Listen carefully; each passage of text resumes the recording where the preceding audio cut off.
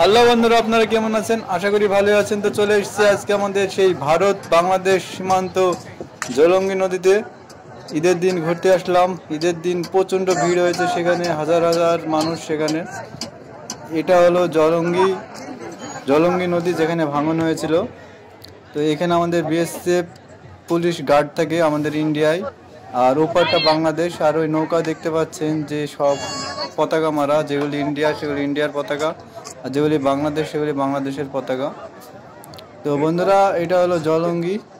এই জলঙ্গি নদী পার হয়ে বাংলাদেশ যাওয়া যায় বা বাংলাদেশ থেকে দিকে আসা যায়। আর এই জলঙ্গিতে অনেক ইলিশ চাষ হয়, ইলিশ চাষ হয়ে থাকে, সেই ইলিশই আমরা খাই। তো বন্ধুরা, এই দেখুন, এটা জলঙ্গি নদী। ওই যে ওই দিকটা দেখছেন, ওই দিকটা সম্পূর্ণ বাংলাদেশ। ওই যে ওদিকেও ঈদের দিন অনেক মানুষ ঘুরতে এসেছে, আমার ক্যামেরা ধরা পড়ছে না। এই যে বন্ধুরা, পুলিশ গার্ড আছে এখানে, দেখুন, পুলিশ ওদিকে যেতে দিচ্ছে না।